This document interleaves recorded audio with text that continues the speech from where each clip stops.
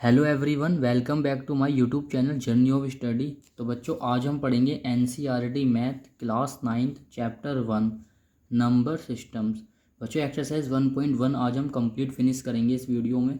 और इससे पहले बच्चों आप ना इसका इंट्रोडक्शन देखें। आप इंट्रोडक्शन में क्या होगा, आपको काफ़ी सारी चीज़ें क्लियर हो जाएंगी जो कि पीछे क्वेश्चनों में आने वाली हैं। ठीक है, आज बच्चों हम देखो एनसीईआरटी मैथ में ये रहा एक्सरसाइज 1.1 में क्वेश्चन नंबर 1 से स्टार्ट है 4 तक।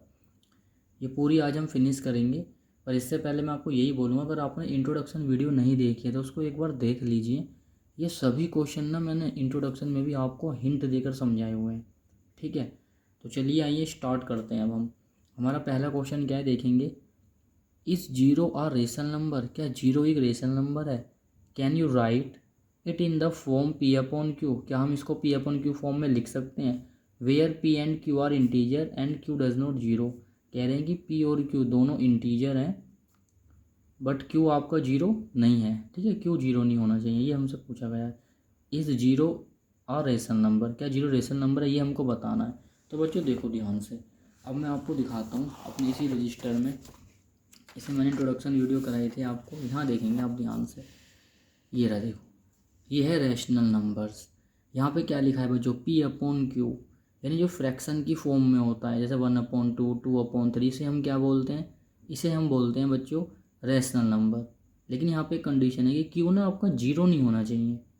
ठीक है भाई, क्यू जीरो नहीं है हमारा। लेकिन जब भी हमसे ये क्वेश्चन करा है क्या जीरो एक रेशनल नंबर है, हमने कहा कि भाई क्यू तो जीरो नहीं है, लेकिन हमने पी को जीरो बना रखा है। देखो 0/1, 0/2, 0/3। अब यहाँ क्वेश्चन की बातों को हम फॉलो कर रहे हैं। क्यू हमारा जीरो नहीं है और पी अपॉन क्यू की फॉर्म में हमारा क्वेश्चन बन गया है, तो इसलिए जीरो क्या हो जाएगा, एक रैशनल नंबर। तो yes, zero is a rational number. I hope आपको ये बात समझ में आ गई होगी। ठीक है भाई, अगर क्यू हमारा जीरो नहीं है तो देखो भाई नहीं है जीरो। पी कुछ भी हो सकता है भाई, पी को तो हम ले सकते हैं ना, तो इसलिए जीरो यहाँ पे क्या हो गया, क्या हो गया बच्चों बताओ? इसलिए जीरो हो गया यहाँ पर रैशनल नंबर। अब देखें क्वेश्चन करेंगे। क्वेश्चन मैंने यहाँ भी लिखा हुआ है, तो इसको ना बच्चों लिखना कैसे है एग्ज़ाम में, अगर अब जब आप करोगे तो इसको लिखोगे कैसे? आपको लिखना है यस, देखो जैसे मैं लिख रहा हूँ ना वैसे आपको लिखना है। Yes, zero is a rational number.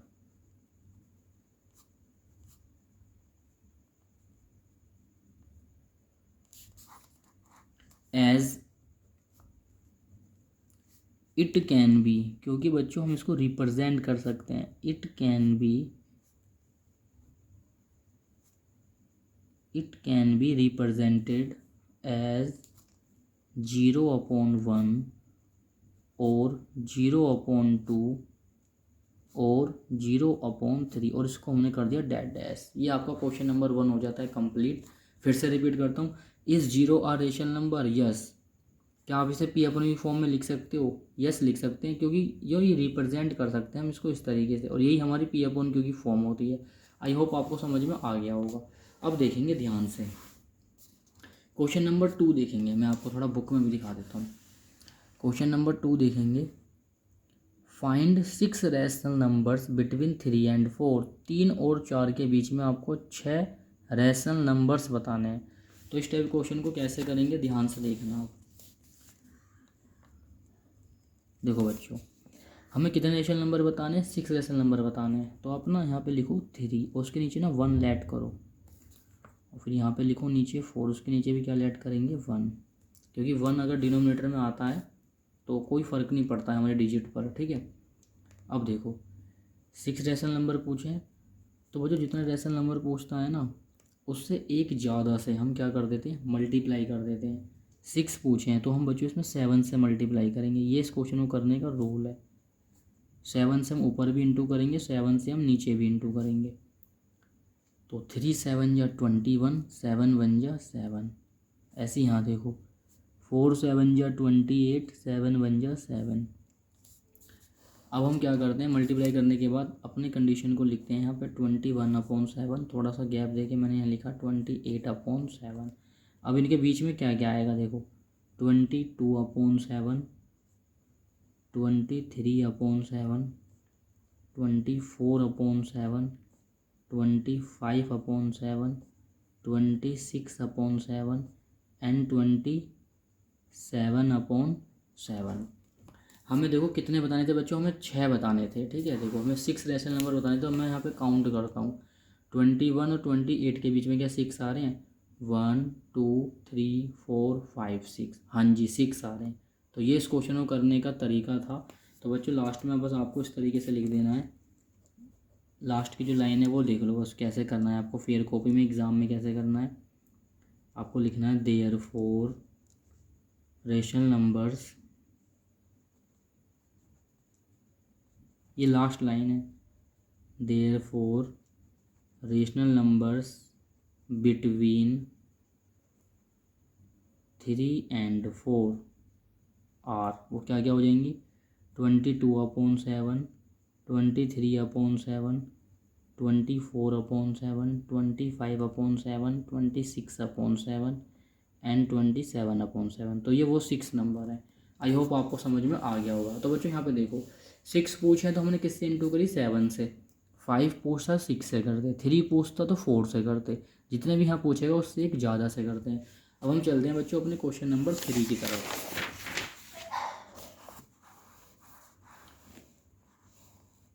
Question number 3 देखो, क्वेश्चन नंबर 3 में एक मुझसे हल्की सी मिस्टेक हो गई है। इसमें 5 रेशनल नंबर पूछे हैं और मैंने यहाँ पे गलती से बच्चों क्या लिख दिया है?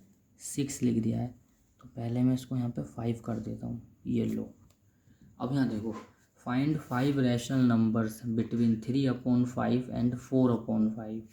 तो अभी मैंने आपको बताया था कि 3/5 को एज इट इज़ लिखो, 4/5 को थोड़ा सा उसके नीचे लिखेंगे। देखो बच्चों 5 रेशनल नंबर पूछे हैं तो एक ज़्यादा से इंटू कर दो ऊपर नीचे, नोमिनेटर में भी और डिनोमिनेटर में भी। तो 5 से एक ज़्यादा क्या होगा? 6, तो 6 से इंटू कर दी हमने। अब यहाँ देखो 3 6 18, 5 6 30,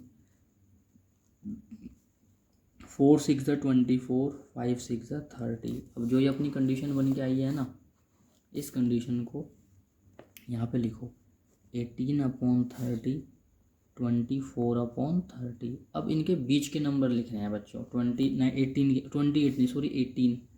18 के बाद क्या आएगा? 19, और फिर क्या आएगा? 20, 21, 30, ऐसे चलता रहेगा नीचे, 22, 23। अब हम काउंट करेंगे कि देखो 5 रेशनल नंबर पूछे थे, क्या 5 हैं? अब देखो 18 और 24 के बीच में 1 2 3 4 5, देखो पूरे 5 आ रहे हैं ना। बस आपको लास्ट लाइन लिखनी पड़ेगी यहाँ पे, देयरफॉर। ऐसे ही बच्चों आप इसको एग्ज़ाम में कर सकते हो। ठीक है, ये एकदम question, therefore rational numbers between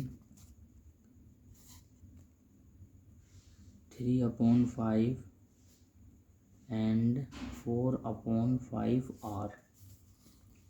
तो 19/30, 20/30, 21/30, 22/30, 23/30। बस ये 5 हो गए। ठीक है, आई होप बच्चों आपको क्वेश्चन नंबर 3 भी समझ में आ गया होगा। अब देखेंगे ध्यान से क्वेश्चन नंबर 4 में क्या बोला है? True and false. थोड़ा बुक में देखते हैं क्वेश्चन को। State whether the following statements are true और फॉल्स। कह रहे हैं कि जो आपको स्टेटमेंट दिया बताओ ट्रू और फॉल्स है। Give reason for your answer. अगर ट्रू है या फॉल्स है जो भी है उसको ना आपको रीज़न के साथ बताना है। गिव रीज़न, रीज़न भी देना है। तो पहला क्या है? Every natural number is a whole number. तो बच्चों देखो फर्स्ट हमारे पास जो कंडीशन है, every natural number is a whole number. क्या हर एक नेचुरल नंबर होल नंबर होता है? इसलिए मैं आपको बोल रहा हूँ इंट्रोडक्शन वीडियो जाके एक बार देख लीजिए, आपको क्लियर हो जाएगा। फिर से मैं आपको दिखाता हूँ, देखो ये इंट्रोडक्शन वीडियो थी।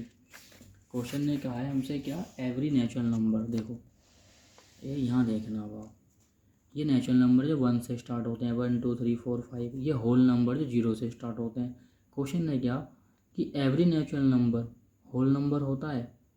तो वही देखो नेचुरल नंबर क्या है? 1 2 3, 1 से स्टार्ट हो रहे हैं।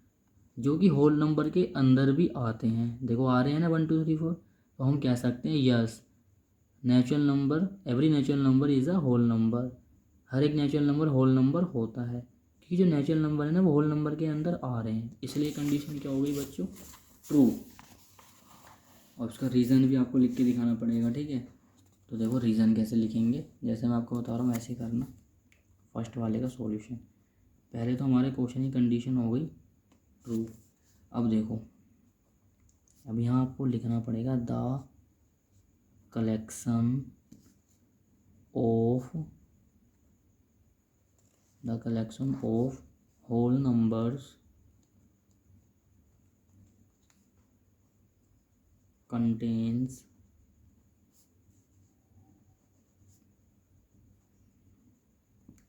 all natural numbers। ठीक है, तो यहाँ पे हमने क्या लिखा, the collection of whole numbers, कि होल नंबर का जो कलेक्शन होता है उसमें कंटेन होते हैं क्या, नेचुरल नंबर। ठीक है, वीडियो मैंने वो आपको मैंने दिखाए थे अभी इंट्रोडक्शन में उस तरीके से। अब एक और क्वेश्चन आ गया, every integer is a whole number. तो बच्चों देखो इसको भी मैं आपको दिखा देता हूँ। देखो क्वेश्चन ने हमसे कहा है कि एवरी इंटीजर होल नंबर होते हैं। अब ध्यान से देखना, ये बच्चों फॉल्स होगा। फॉल्स क्यों होगा, कह रहे एवरी इंटीजर होल नंबर होता है क्या। भाई एक बात बताओ, इंटीजर तो देखो बच्चों माइनस के भी होते हैं, नेगेटिव भी होते हैं बट होल नंबर तो ओनली पॉजिटिव है। तो इस कंडीशन से क्या हो गया, फॉल्स हो गया। तो विद रीज़न मैं आपको लिख के दिखाता हूँ उसको। तो यहाँ पे आपको लिखना पड़ेगा, पहले इसको सेट कर लें, ये रहा बस। यहाँ लिखो पहले फॉल्स, थोड़ा बच्चों में छोटा लिखूँगा समझना। तो ना आपको ऐसे लिखना पड़ेगा, इंटीजर में बी नेगेटिव।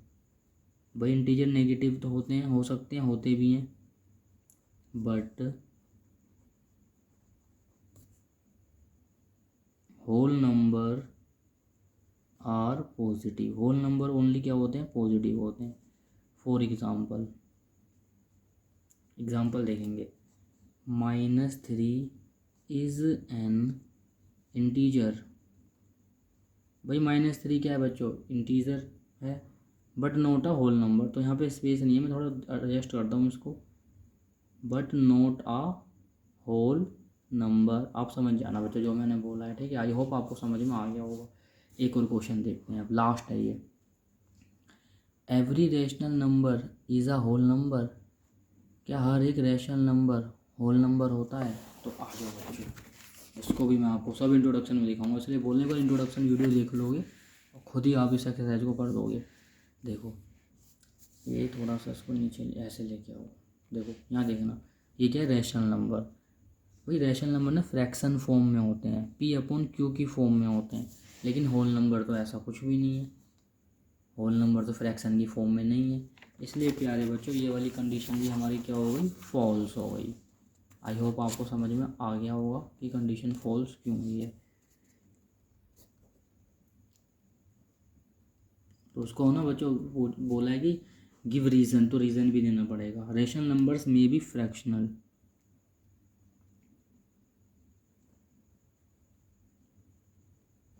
रेशनल नंबर में बी फ्रैक्शनल, क्या होते हैं वो, फ्रैक्शन की फॉर्म में होते हैं। और यहाँ पे लिखो बट होल नंबर में नोट बी फ्रैक्शनल।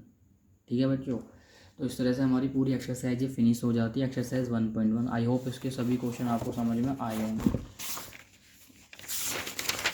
बच्चों हमने यहाँ से स्टार्ट की थी एक्सरसाइज 1.1, और ये हमने इसके सभी क्वेश्चन पूरे कंप्लीट किए हैं। अगर आपको समझ में आया है तो बच्चों चैनल को सब्सक्राइब कीजिए, शेयर कीजिए और ज़्यादा से ज़्यादा कमेंट करके बताइए। अब बच्चों मैं हर इस चैप्टर की हर एक्सरसाइज आपको ऐसे ही कराने वाला हूँ और बहुत डीपली आपको बताने की कोशिश करूँगा ताकि आपको अच्छे से सब समझ में आए। तो मिलते हैं अपनी नेक्स्ट वीडियो में एक्सरसाइज 1.2 के साथ।